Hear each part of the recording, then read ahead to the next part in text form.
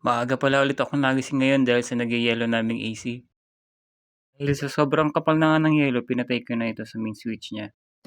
At sa mga oras na ito ay nakauwi na kami galing sa trabaho. Dahil sa sobrang uhaw, uminom muna ulit ako. Dahil uhaw na uhaw ako.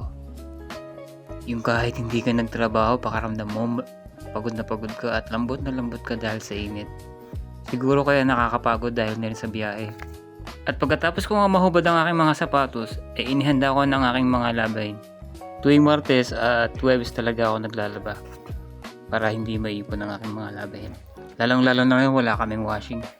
Ang hirap talaga maglaba. Ang hirap magkusot. Kaya pag nagkahadiya ako ng malaki, bibili talaga ako ng washing. Talaga ba? At nang matapos nga ang paghahanda ko ng mga aking labahin, ay ilagyan ko na din ng powder yung tubig na paglalagyan ko ng damit para may babad ko na yung mga labahin ko. Medyo marami nga yung labahin ko kasi nilaban ko pati yung mga cover ng unan. Every 2 weeks kasi sa ako nilalaban yung aking mga cover. At nang matapos na nga may babad ang mga labahin, inihanda ko na din aking mga rekado na gagayatin. Pagluluto nga pala ako ng ginisang papaya ngayon. Tapos may piritong isda na hasa-hasa. Yung hasa-hasa nga pala yung binili namin nung nakarang araw. Sawa na kasi kami sa manok. Talaga ba? Dito kasi wala yung bilihan ng isda.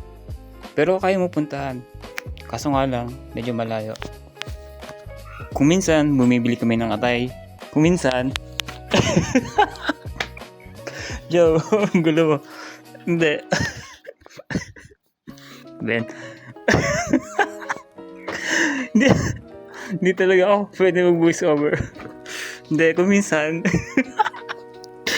Paano ba to? Hindi, kung minsan. Seryoso na ako. Kung minsan, bumibili kami ng Gizzard. Ano yung Gizzard?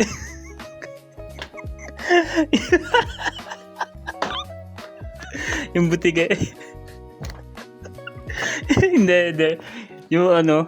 Yung balon-balonan ng manok, tapos atay ng manok, kuminsan puso, tapos ayun. Kaso lang hindi kami malimit bumili ngayon kasi nasasayang kasi nasisira. Minsan hindi namin agad naluluto. Pag may mga tirang ulam kaming, let's say may niluto kaming ulam at may natira, hindi agad kami nagluluto.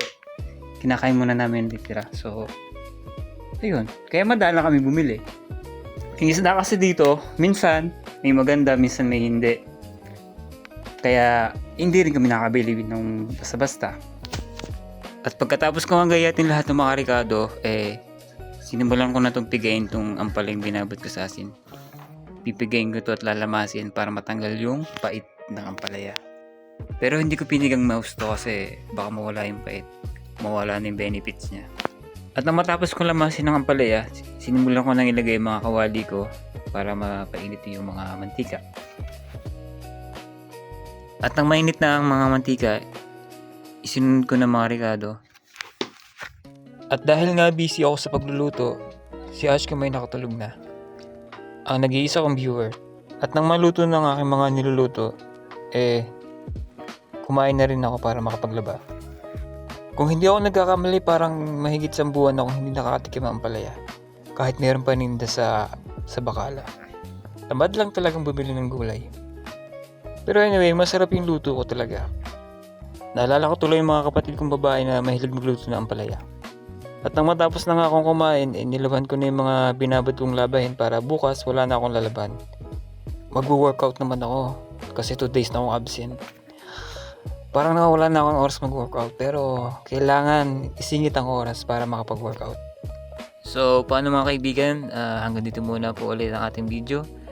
And muli, ako si Joe, ang OFW ng Saudi na walang maayos na voice over. Salamat.